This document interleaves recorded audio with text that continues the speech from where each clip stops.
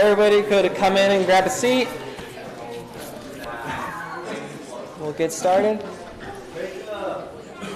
What?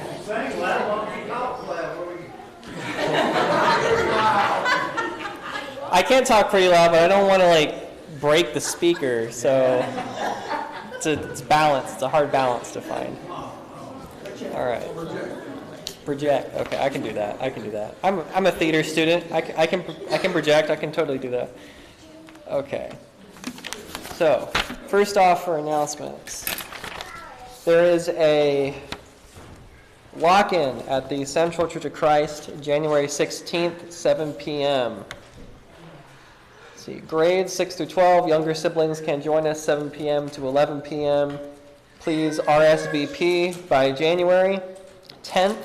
Oh, my birthday. With the number of students and adults from your congregation who plan to attend. The phone number is on the paper. I'll put this in the foyer. The new service rosters are also ready. They're in the foyer as we speak. Okay, I'll do these first, make sure I don't forget. Henry and Rita Large, I was told they used to be members here. Miss Rita passed away. Her funeral was today in Blountville, so please remember that family in your prayers. And let's see, Miss Denise told me that the ladies are to renew their meals for the Bennetts. If anyone's interested in helping out with that, see her. And also continue to remember Miss Gay Mumpower as she is recovering at the Rehabilitation Hospital in Kingsport, and as well as Liddy Lewis, Brother Joel Campbell's grandmother, and Ron Weir and his family. Please remember them as well. Birthdays, Brother Tony was December 27th. Hope he had a happy birthday. Miss Lynn's is the 5th, as well as Brandy Arwood's. Mine is the 10th. Adams is the 30th, and Rick Reagan is the 31st. Wedding anniversaries. J.W. and Naoka Shi will be celebrating 41 years they celebrated 41 years on the 27th. Brian and Anna Stallard will celebrate 1 year on the 2nd. Mark and Jenny Sturgill, 27 years on the 21st. And Clyde and Lynn Chisholm, 54 years on the 26th. Our song leading will be by Brother Denver Tate, opening prayer by Brother Roy, and Brother Jimmy will have our closing prayer at the appropriate time. Thank you. If you're using the Psalm book, 356. 356, first and last. I believe in the one name called Jesus.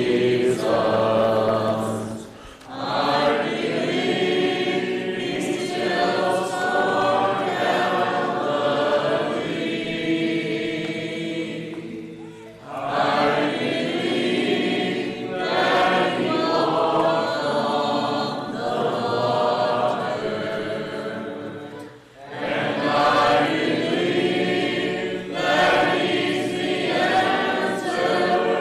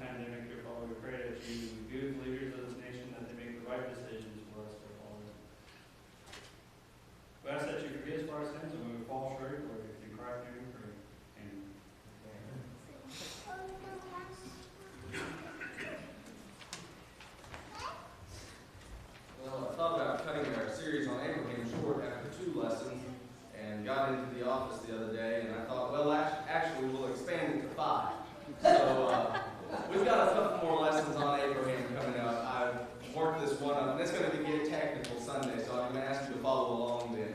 But this evening, look at Romans 4 with me. This is where we'll be Sunday, but there are two verses in Romans 4 that I'm not going to pay attention to Sunday morning. And that's because they're about David rather than Abraham. But the Apostle Paul was making a point that it's natural following Abraham. He says, well, let me tell you one more example. And he says, let me tell you about David. Well, this is Romans chapter 4, verses 6, 7, and 8. So I guess it's 3 verses. He says, just as David also speaks of the blessing on the man to whom God credits righteousness apart from works. And he says in Romans 4:7, and he's quoting Psalm 32:1, blessed are those whose lawless deeds have been forgiven and whose sins have been covered. Blessed is the man whose sin the Lord will not take into account. And this is the kind of promise that God makes to people of faith who say to him, we believe in God's power to redeem. We believe that he's faithful. We believe that he'll keep his promise. Well, what would that make you want to do? It makes you want to believe in that kind of God. It makes you want to believe in his Son who came and gave his life on planet Earth to die for our sins, John 8:24. Makes you want to turn away from a wicked way of the world that Christ came to put to death on the cross.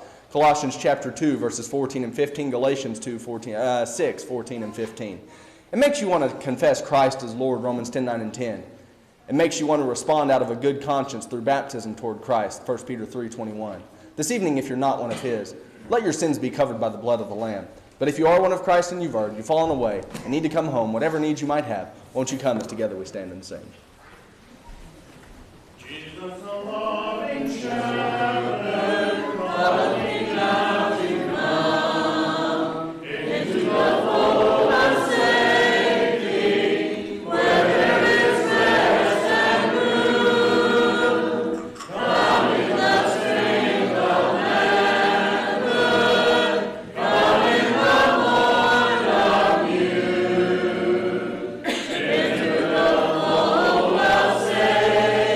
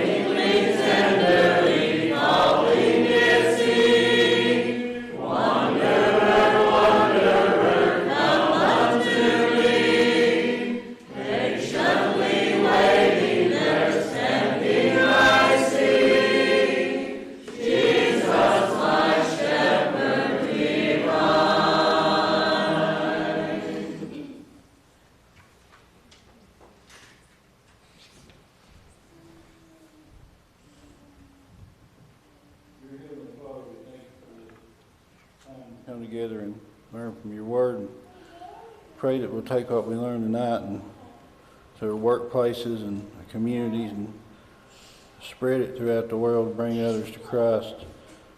Pray that you'll be with the sick of the congregation and comfort them, and pray that you'll be with the ones that's lost loved ones and comfort them. Be with the police, military, and first responders, and elderly and homeless, and watch over them. Rachel, watch over us tonight as we leave here until we return again. Forgive us all sins. In Jesus' name we pray. Amen.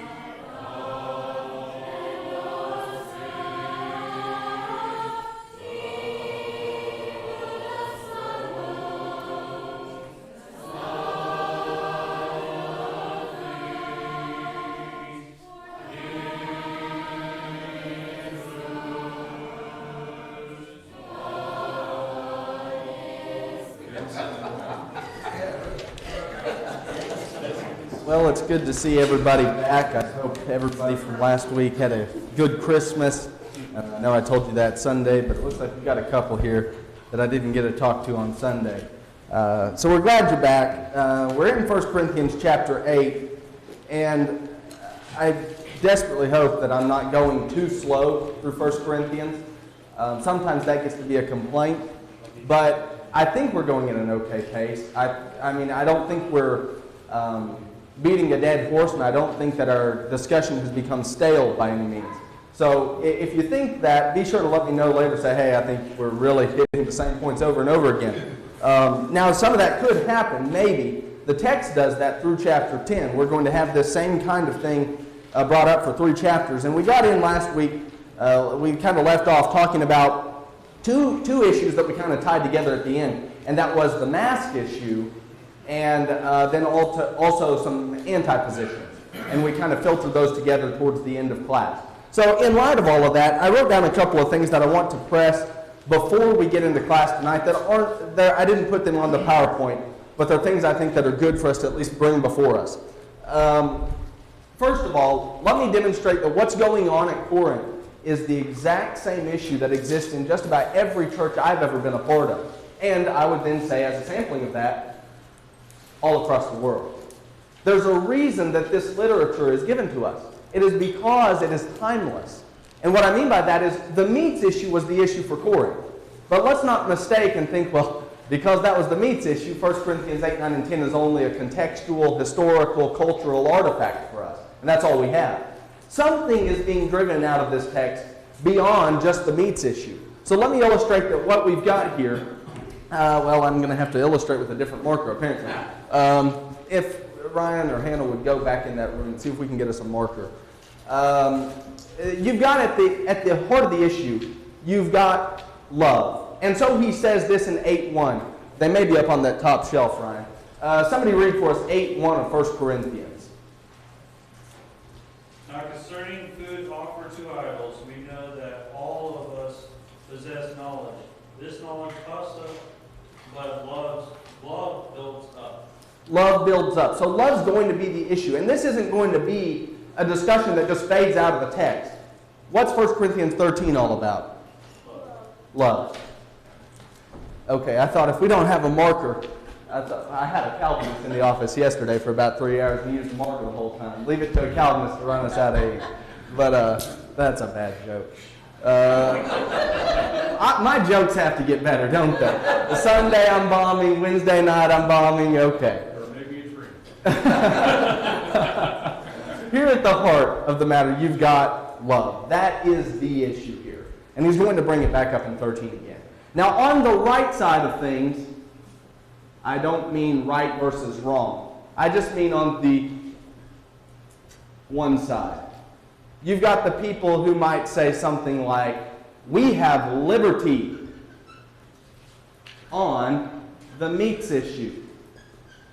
And they say, listen here, buddy. We've got the right to eat the meat offered to idols, and we're going to eat the meat, and you're going to be fine with it. On the other hand, you've got the folks saying, on the left side, they're saying, no liberty when it comes to meats. And so we've got two positions that are framed at Corinth, quite obviously. And it gets worse. The parties have turned themselves as the strong party. You don't find Paul calling them that, but it doesn't take much of a leap to say that's what they were calling themselves. He calls these people, what does he call them? The weak brethren. They're weak in their consciences. And Paul does call them that. So it gets even worse. You've got these folks over here who are the knowledgeable ones. They have knowledge. And so what would they be saying about these folks over here? Ignorant, moron, stupid, fool. You get the idea. This is not out of the text. This is right in the text. It's all over the text. This was 1 Corinthians chapter 1. Remember we looked at 1 Corinthians 1, 2, 3, and 4? And the entire issue there was what? Pride, human wisdom. And so they're making boasts over here about being the knowledgeable party, whereas these are the ignorant folks. So, like I said earlier, when we first opened up 1 Corinthians chapter 8, the stage is set for division. There is division all over 1 Corinthians 8 through 10, all over this whole letter. It's all over the church at Corinth. And so that's why he said in 1 Corinthians chapter 1, no, about verse 12, he said, it's come to me from the household of Chloe. There are some serious contentions among you. Now, if we think about this, and this is kind of where I was headed last week with the anti-issue, with the masks issue, it's not hard to see that division can come from this. It's not hard to see that this can cause division in a church. And Paul's going to say that the solution doesn't lie in forcing everybody to conform this way or forcing everybody to conform this way. It exists in love. And that's the kind of point that we'll make hopefully this evening a little bit more and a little bit better. I need you to bear with me through chapter 10. What I mean by that is if some of this is uncomfortable for us at the moment, I think that's actually the nature of the text. It's to make us feel uncomfortable. It's to make us think about ourselves and to think about how we can be better people and better Christians and get along with one another. And so it's not suited for us to just conform to our standards and tell Drew, you're already doing everything perfectly. No, this text is written to make Drew think about how I can engage more in sacrificial love. And so that's what 1 Corinthians 8, 9, and 10, and the whole Bible, its purpose, its aim, is to make us conform more to the character of God. And we're going to see that as some of this develops. Now, a second thing that I need to insist, this is the first thing, just to show how this all is illustratively. The second thing I need to tell you about is this, and that there is flexibility here. There is flexibility. Look at this point on the PowerPoint again, number 6. It's 5. The issue in 1 Corinthians 8 is a real issue leading to possible ruin. This is a real problem at Corinth. This is not some preference issue. So it's a little bit different than what we're talking about here with, like, say, for instance, the masks issue, or let's just say bringing coffee into the auditorium. It's a different kind of thing. This is one that's causing people to leave church. They're leaving Christianity over this stuff. So look at what I say here. Preferences are not the issue. There is flexibility for the strong. Don't make the mistake. Think about this. Look at this in 1 Corinthians chapter 8. We read this a number of times last week. But this is 1 Corinthians chapter 8, verse 9. Who wants to read for us? 1 Corinthians chapter 8, verse 9. Dewey, go ahead. But take care that this liberty of yours does not somehow become a stumbling block to the weak. Take care that this liberty of yours does not become a stumbling block. If you are over here on this side of things, and you say, I want to eat the meat that's offered to idols, it is cheaper at the marketplace. There's nothing wrong about it. Paul openly says in 8, 9, and he's going to say it again in 9 and 10, you have liberty to do this. Somebody remind us then, what was the thing in which the strong, wise, and Paul's using some of these terms here, if he does call them knowledgeable, and he does in 3 different cases by my count, if he calls these people the knowledgeable ones, he's doing it sarcastically. Paul tells them they have liberty. But what do they not have liberty on? They have liberty to eat the meats offered to idols. What do they not have liberty on? Lovelessness. You have liberty to eat the meats. You don't have liberty to be loveless about it. So I wrote up a list of issues that are very much issues of just neutrality. And that's what Paul's talking about. Things that are neutral. The meats issue would be here at the top. But I need to make this point as well while we list things of neutrality. I would be doing us here at Cherokee a severe injustice not to raise contemporary issues and tell you for the next 5 weeks about the meats offered to idols. Am I right? Do you follow what I'm saying? Yes. For me to dodge issues that this text actually is addressing and only tell us about meats offered to idols, it's just dodging the real thrust of the text. Paul would not be satisfied. God would not be satisfied. So let's list another couple of things. Let me tell you a story right quick about music. We went to a certain camp for a long time. It was a camp for homeschoolers. It was Roundhouse. And we had a certain family come stay with us. And they were rather musically inclined. And I'm not, but I like to pretend that I am. And, okay. Anyway, they came over one day and they said, well, we would like to play music, and they had brought their instruments. And so one of them picked out I think it was the mandolin, another had maybe had a ukulele, one of them maybe had a cello or something. And I, being who I am, played electric guitar. And I pulled out the Marshall amplifier and stuck the cable in the guitar and started cutting through a riff of Back in Black, AC/DC. And you could have, if it weren't for the guitar, you could have heard a pin drop.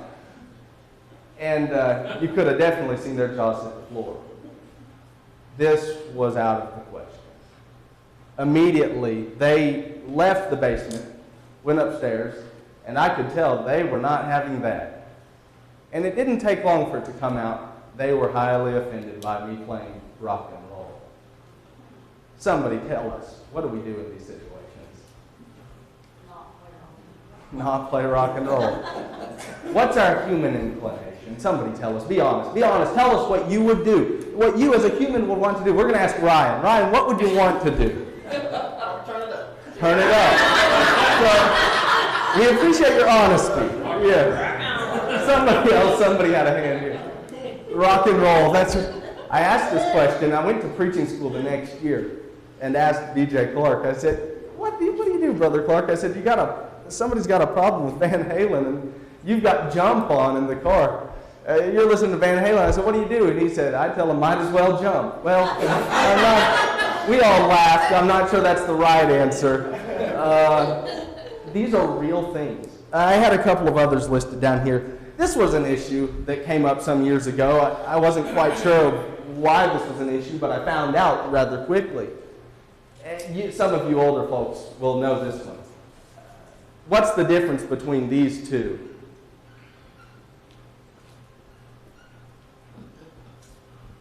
And I'll step out of the way. Church is cataloged. Yeah, that's right. Yeah, you got to question me on that. You never know what I'm writing up here. How many of you have heard of people saying they've spelled Church of Christ and the C on the church is capitalized, and it makes it look like it's an institution just like another denomination? Does anybody here feel like really strongly against that? I know some who do, so I'm not trying to ruffle feathers if that's the case. If you say, I just don't think that's right. This is something that's of neutrality. I mean, we're not trying to leave the impression that the Church of Christ is just another business or denomination when we capitalize C on church.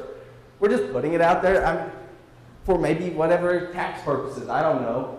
That's why we do it. I don't know. But we're not leaving the impression that's a denomination. And the words Church of Christ are never used like that kind of thing in the New Testament anyway. I mean, these are the called out people. That's what we mean by that. And then one more. I heard of this. This was a real one. I heard of a congregation, certain family in a congregation getting really flustered because in the auditorium, somebody had hung the American flag. Anybody here, would you have a problem with that? I personally would not. I don't know why that would cause a problem. I'm not saying that you have to agree with me. So what would we do in these areas where these kinds of things arise? I think if you were to ask me, do I have liberty? I've got to say yes. I've got to say, look at 8:9 again. I know we've read this about 50 times now. Somebody read for us 8:9. Who wants to read? Logan, go ahead, 8:9. But take heed lest by any means this liberty of yours becomes a stumbling block to them that are weak. You have liberty. You have liberty. That's not the question. The question is how you use your liberty. And the question where there is no liberty is about lovelessness. You have liberty on meats. You have liberty on music. You have liberty on the terminology, I guess, that's there, whether you capitalize or don't. You've got liberty with the American flag. You've got liberty whether or not you're the first one in the building or if you're the last one in the building. You've got liberty if you go to all of the fellowships that are offered by the church here at Cherokee. You've got liberty to be the first one out the door. But what you don't have the liberty to be is loveless. You've got to learn to fall in love with the brethren. So here's the point. If you're going to ask me, if you're going to ask Paul, if you're going to ask God, do I have a right to X, Y, or Z? You may have that right.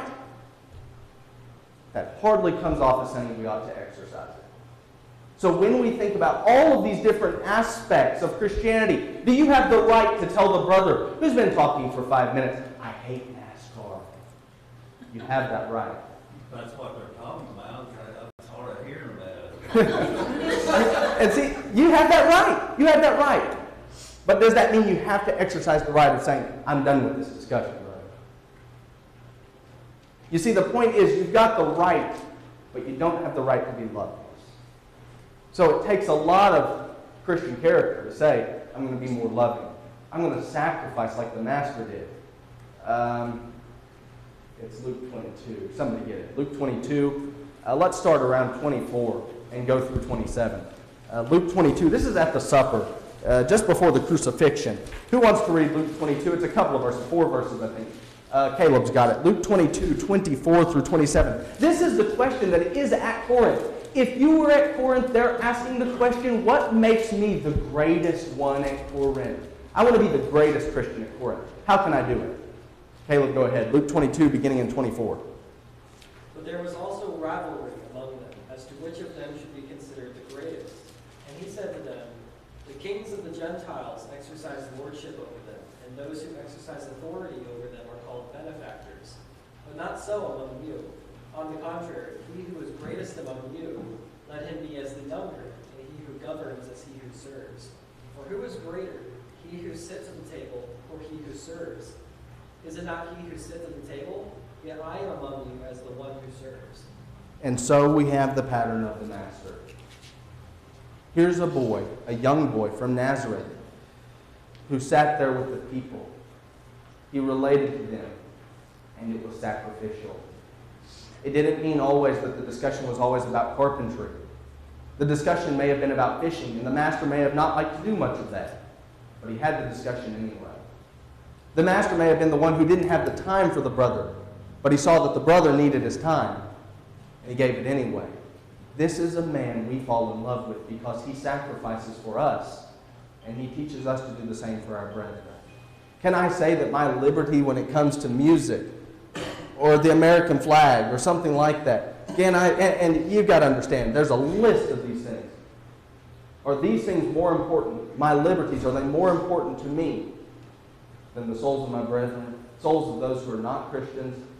I've got to at least think this through. And think about, could it be the case? Could it be the case that my lovelessness would drive somebody from Christ, me included? Or could it be that my loving character might bring somebody closer? Now, this is interesting. Because I've already reminded us, Paul says you have flexibility. If you've assessed the matter and you say, I know that John doesn't like those that eat the meats offered to idols, but our family's going to go ahead and eat the meats offered to idols anyway. You have that right. But you've got to love John the entire time. That's difficult. That's difficult. But he's not saying you don't have a right to eat the meats offered to idols. Back to 1 Corinthians 8. So then, we've got this on the slide. Here's the strong party. We had this all drawn up over here a moment ago, where you had the right and the left, and you've got the strong and the weak, you've got the knowledgeable and the ignorant, you've got the wise and the foolish, all of that. If you were one at Corinth, by now it should be coming a little more clear to us. You're one of those over here on the right, and you say, I'm one of the stronger folks at Corinth. How is Paul telling you? How is he telling me to demonstrate my spiritual strength? They were saying, let me tell you what they said, and then maybe you'll say, now we get where you're headed with this. The strong party was saying, in order for us to demonstrate our spiritual strength, we're going to go right into the pagan temple, we're going to eat the meat that's offered to idols, and we're going to demonstrate our Christian strength because we can do it with a clear conscience. And Paul says, how might you be even stronger and demonstrate that? Knowing that your brethren have a problem, knowing that you do have the liberty, wouldn't it demonstrate your Christian strength even all the more to abstain from doing what you have the liberty to do so that you might leave an impression on your Christian brethren? That's what he's pleading with them to do. 8:10, read it with me.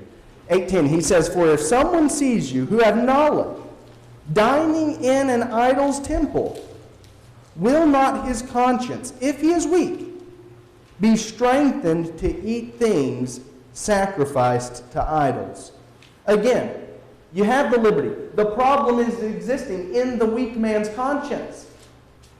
But with all of that said, it's very interesting that Paul is saying that the problem is the weak conscience. So let me make this point.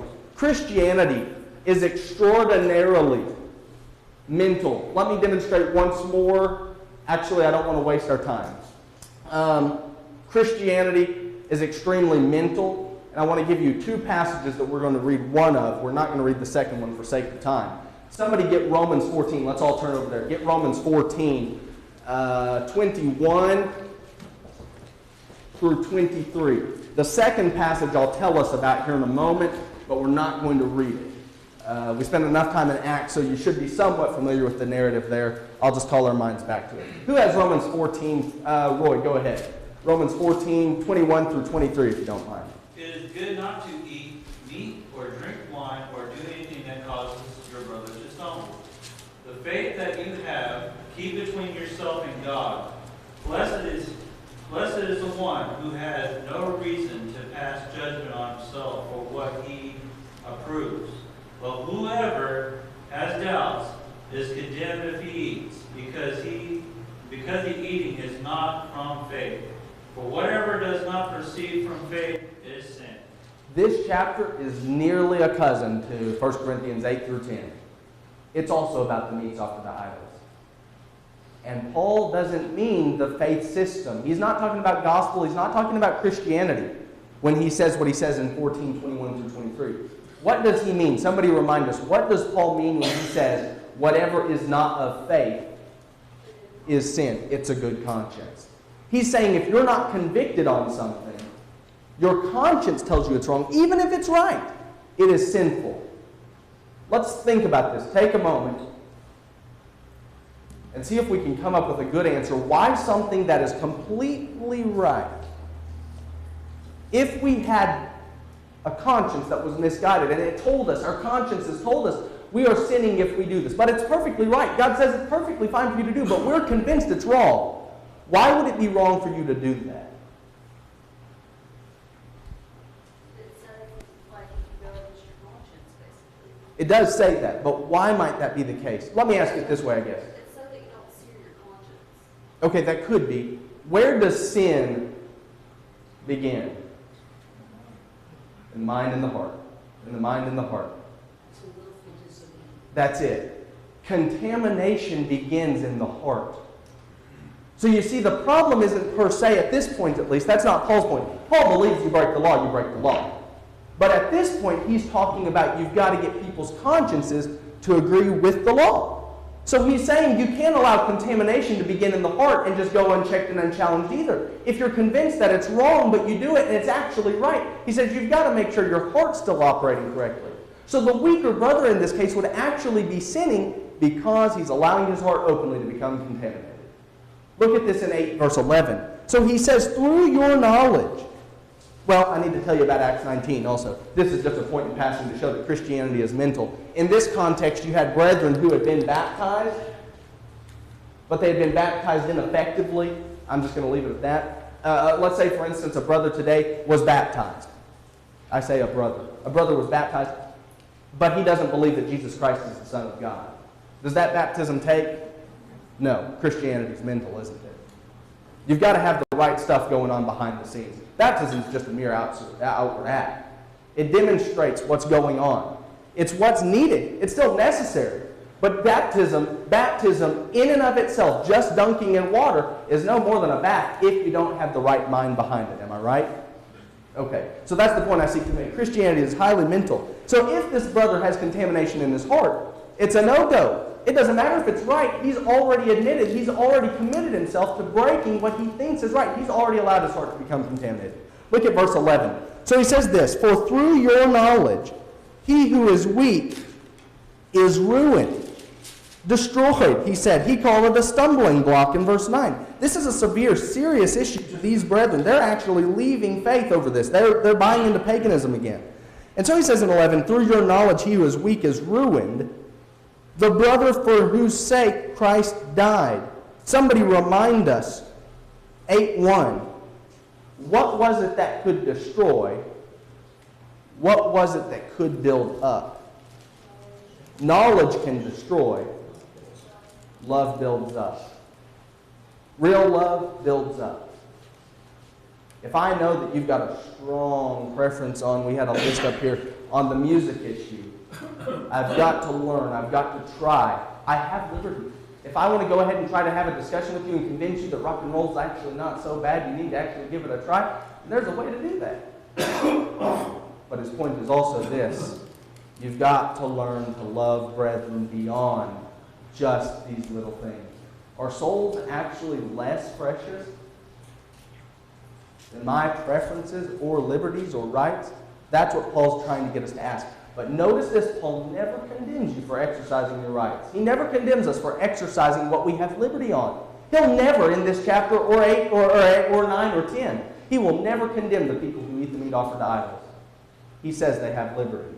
But look at this. In 8:12, he says, and so by sinning against the conscience, or by sinning against the brethren and wounding their conscience, when it is weak, you sin against Christ. Oh. It's when the loveless party goes ahead and acts knowing that this is going to cause people to leave faith. That is a no-go. And then he says this in 8:13. And you've got to notice the personal pronouns here. I will not cause my brother to stumble. He says this in 8:13. If food causes my brother to stumble, I will never eat meat again, so that I will not cause my brother to stumble. Interesting. Paul's not telling you. He's not telling me that we have to. There is flexibility. There is flexibility. You do not have to do it that way. But that's Paul's option. And Paul's actually inviting this party who says they're so wise, so knowledgeable, so strong. 8:13 functions something like an invitation to them to lay off themselves, to engage in sacrificial love, to love their brethren, and to avoid exercising the liberties that they certainly have. Now that's tough. But that's what the Master did. Did the Master have a right to leave the cross behind? But what did he do? He laid aside his right because of souls. And he's trying to get us at least to think to do the same. Do you have rights? You do. But do we have to exercise them? Paul is actually trying to invite us to say, let's do better here. Okay. Now let's talk about this for a moment. This is a little bit more of a discussion. If we want to talk about this a little bit, that's perfectly fine. How could both parties be cured on this matter? So, the issue for them is meats, but we've already given us a list of things that would fall either way. And so, you've got this party over here that might say, no liberty on the meats. And you've got this party over here that says, we have rights, rights, rights. What's the cure in order to get both parties to work together? Both of them need to learn love. Both of them need to learn love. Okay, and these folks, that's not wrong, but we want to maybe embellish a little bit further. This party over here, maybe they do love. What's their problem? They need to be educated. What do they need to be educated on? Their liberties. The issues, the liberties. So this party needs education on the issues. They need knowledge. This party has the knowledge. What do they lack? Love. At the heart of it all, what do they need? Education. Who's going to give it to them? Paul does. 3 chapters. 1 Corinthians 8, 9, and 10. The cure to problems religiously is to educate. You will not dig yourself out of a theological bag by saying, I just trust God. You will not dig yourself out of a theological mix, a theological mess, by saying, well, I just hope I've got it right and I'll wind up in heaven. You have got to learn to educate yourselves on the issues, and that's what Paul's trying to get Corinth to see. They are not going to fix their problems by their own ways. This is Jeremiah 10. Somebody get it for us. Jeremiah 10:23. This is what we as Christians have to learn. It is in man to think, I can direct my own steps. The prophets knew this long before we faced earth. Jeremiah 10:23. Who's got it and wants to read for us? And then somebody else is going to get, who wants to get Proverbs I think it's 14:12 or 12:14. I think it's 14:12. Eric will get Proverbs. I'll get 23. Okay, you've got Jeremiah. Who wants to get Proverbs 14:12? Adam? Okay, Adam's hand is kind of, he's like, if nobody else.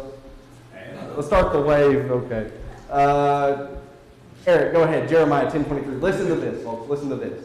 I know, O Lord, that a man's ways is not in a man's way is not in himself, nor is it in a man who walks to direct his steps. It's not in man. We're not going to think it up one day and say, I've got all of the answers religiously because I sat in my own room and thought for it about 5 hours. You're not going to get there. Listen to Adam's text. This is Proverbs 14:12.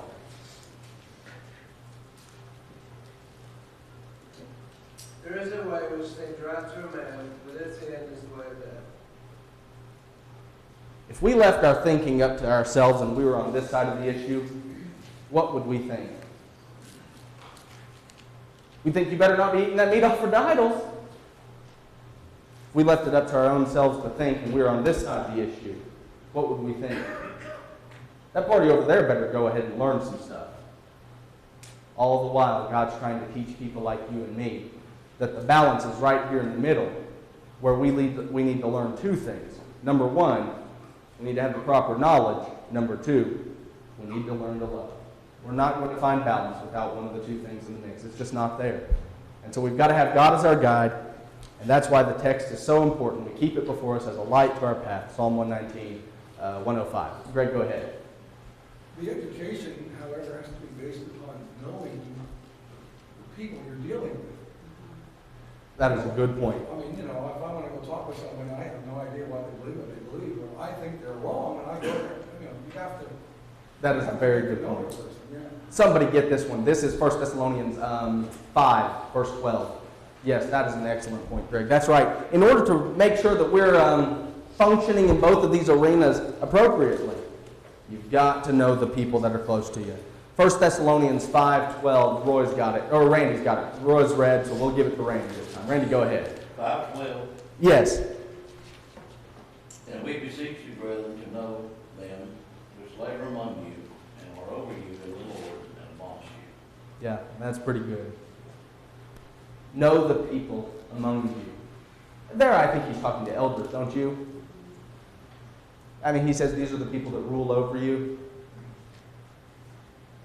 We've got to know our people. We've got to relate to them. And that's where it takes work because Christianity is not some flat, wooden, sterile religion where we do hole up in a room, where we do hermitize ourselves, and we divorce from the people. Christianity is very much like Christ was, interacting with the people, getting to know where they are, and trying to work with them on their levels. That is what Christianity is about. It's about sacrificial love. I've got a couple of other points here on 8. I'm going to just shotgun those really quickly, and we're going to get out of the chapter. Paul teaches us 4 things. These are just 4 quick points. Number 1, to be thoughtful. In order for me to think about, in order for me to operate appropriately in relation to you and your preferences, I've got to, number 1, be thoughtful about it. I've got to keep you in mind. We sing that song, Jesus first, yourself last, others in between. Yeah, that's exactly right. That's pretty good. Number 2, we've got to be sacrificial. So if I know you have a preference and I'm thinking about it, we've got to at least be thoughtful enough about it. And then we've got to, number 2, we've got to maybe be sacrificial about it. Number 3, this is not an option. You have to love your brethren. You have to. I mean, get used to it. After all, if we're going to spend eternity together, you better get used to loving brethren. And number 4, we've got to learn to be flexible in these kinds of matters. Oh, so one of us does listen to rock and roll, and not one of us can't stand it. The one of us who can't stand it better learn to stand it.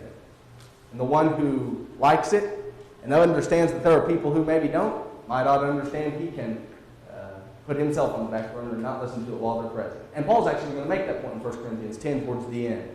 So, don't you just love brethren? Don't you love brethren who are like this? We always want to get together for lunch, and then we can't decide on a restaurant because everybody says they don't care. Yeah, we love brethren like that. See, it's not hard with Dewey. He tells us he doesn't want German. Tony tells us he doesn't want Amigas because he had to eat with Trey on Sunday. And I don't know, JW he ate this live chicken out of an egg one time, I think he told us. He was in military. He's a hard man. So, anyway, I'm telling too much on people now, aren't I? Good stuff, good stuff. And this is what love looks like. We get along, don't we? It sure does, it sure does. Moving on. What might the strong have said that the weak needed to do? Well, we talked about this. The strong would have been saying, they better learn. What would Paul have told the strong? Love. You need to learn. Love, that's right. So, Paul's final word, I said this already, functions as something of an invitation to the strong. Come on over, join the weak party. See if you can sacrifice your liberty and demonstrate strength like Christ had. That brings us to the end of 1 Corinthians chapter 8. Any questions, any comments? Great, go ahead. I hesitate to bring this up, but if you just go past it, then fine. Okay. That's the way liberty. yeah, that's right. Are we gonna be talking about weaponizing this kind of idea later, or?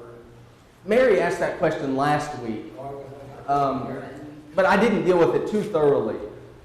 It is easy for people to do that. That raises so let me illustrate the question again for maybe some of you who didn't hear it. Could somebody weaponize this text against us? So for instance, let's say that I have a real problem. Let's just use the meats issue since it's all over the text. And I have a real problem with people eating meat offered to idols. And I catch wind of one of you doing it. And so I say, well, I know what I'll do. Paul tells me in 1 Corinthians chapters 8 through 10 that if I've got that big of a problem with it, well, the other brothers should just conform to my liking. Well, this raises a couple of things in my mind. First of all, the fact that I'm that acquainted with the text would tell me, number one, I probably shouldn't be making that argument. I should probably be realizing I need to be the one educating myself. The second thing that I would probably point out is this. In 1 Corinthians 8, 9, and 10, what does Paul still call this party over here? The weak party. What did Paul openly say in 8, 9? They have liberty. So I would point out that even while Paul is saying, y'all ought to get along on some of this stuff, weaponizing this text is hardly what comes close to what Paul's intent in writing it is. He is actually saying this party, number one, is the weaker conscience, the weaker brother, so they do need to be doing some growing. The second thing that I would point out is that's hardly the intent of the context. Paul is not then writing 1 Corinthians 8, 9, and 10 to say, oh, you should use it this way. In fact, it's rather inverted. What Paul is actually writing the context to say is, you're the problem. You're the problem. You need to be doing some growing. So no, I don't think it's right to weaponize this text in such a way.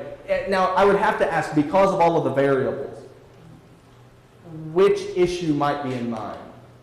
Because it's easy for somebody to use, like, let's say, the 1 cup issue, but I might offer some alternative suggestions on that if there were a different issue, maybe like listening to music or something. Well, from personal experience, I've dealt with eating in the building. Now here's the thing. It got to the point where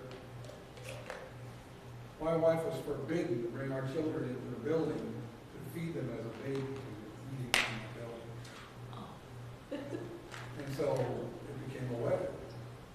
You can't do that. You're not supposed to eat in the building, kind of thing. And it was a very trying time. Yeah, that makes tough. You talk about, I fell on my sword many times. Yeah. To try and keep keep it together. So that's what I'm talking about. Yeah. Okay, that's a good illustration. Good illustration.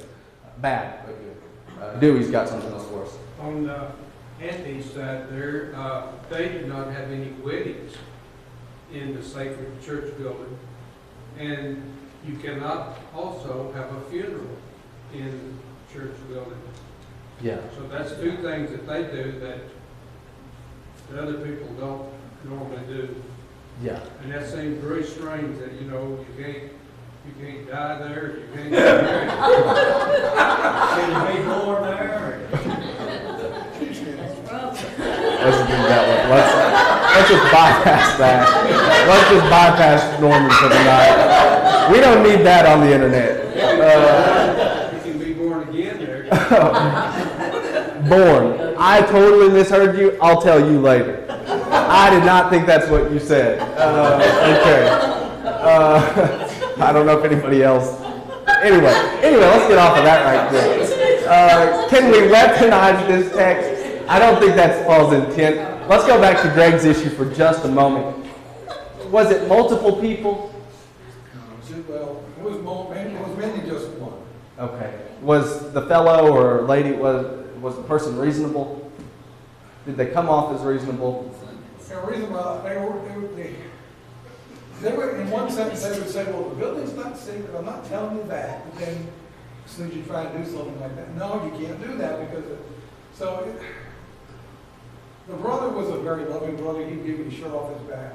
And any other issue, not any other issue, he was right there. He'd stick with you. But well, it's just that one thing. He just had a hard time, and it really could. It actually caused a division in the congregation. Yeah, that's tough. Yeah. Sometimes, look at this. This is 1 Corinthians 11:19. Paul hates to go this far with it, but sometimes this is where you got to go. This is 1 Corinthians 11:19. This is actually going to develop over the Lord's Supper in that context. Greg, I'll just let you read it. 1 Corinthians 11:19 if you've got it. For there must also be factions among you, that those who are approved may be recognized among you. Faction divisions is what one translation says. At some points, you've got to divide. And that's because some people get to where they're unreasonable. At that point, it might just be best to recognize there actually needs to be a division. That's what kind of needed to happen at Corinth. Paul said there needed to be a split because one party somewhere is off. You know, both parties can't be right while they're saying two things that are diametrically opposed to each other. So somebody's off, and somebody's got to be more reasonable.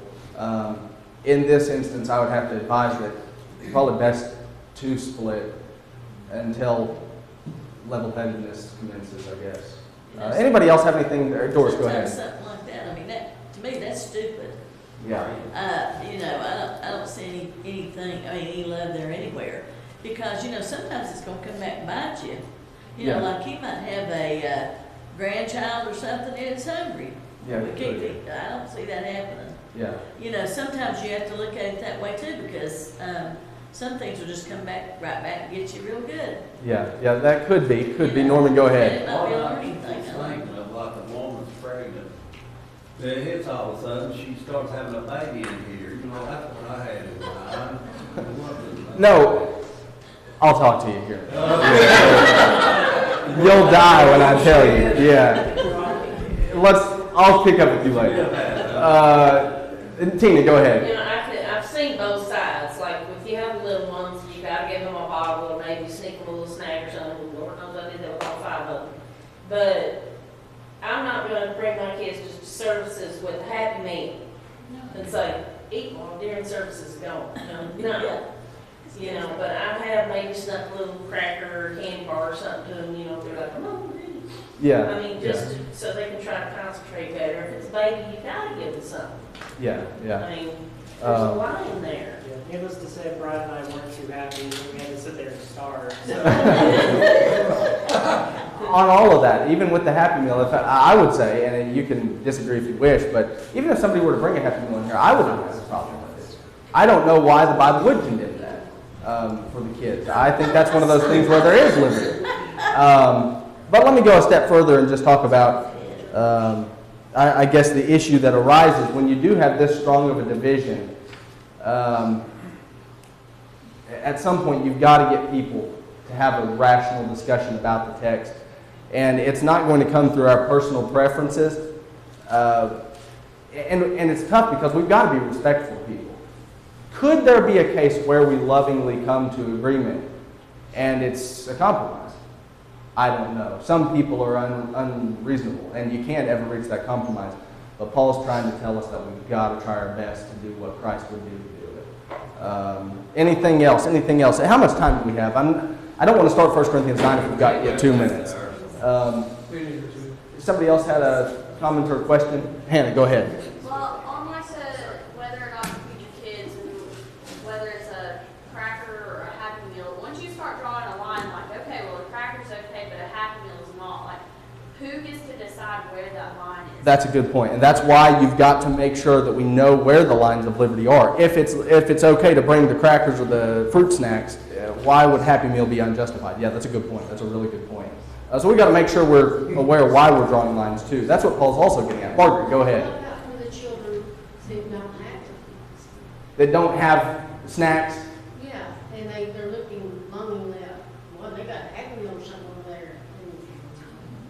Yeah, that's a tough question. We could maybe ask another couple of questions in light of that. What about the kids who maybe don't have coats? But they come to church and everybody else has coats. What about the children who don't have dresses or suits, but others do? What's that? We maybe need to be more thoughtful about how we can maybe aid that. That's right. That's a good consideration.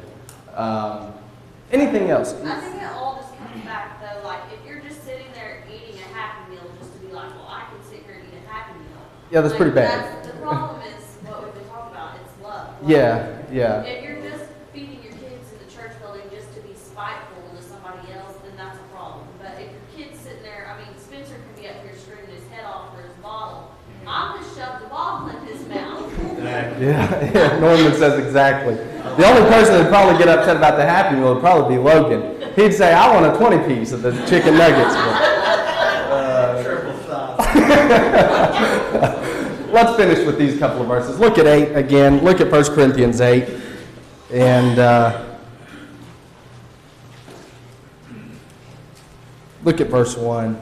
I mean, he says this. We know all have knowledge. Knowledge makes arrogant. Love edifies.